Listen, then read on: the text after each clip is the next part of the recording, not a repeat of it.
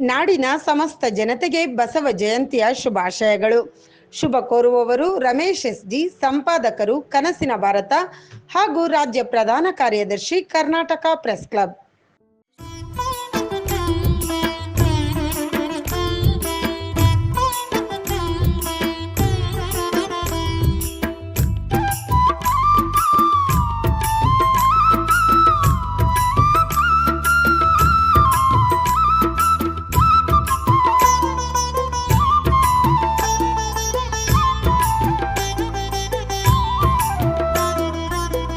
ಬಸವನಿನ್ನ ಸೇವೆ ಮಾಡುವ, ಬಸವನಿನ್ನ ಸೇವೆ ಮಾಡುವ ಮನವಯನಗೆ ನೀಡಯ್ಯ, ಮನವಯನಗೆ ನೀಡಯ್ಯ.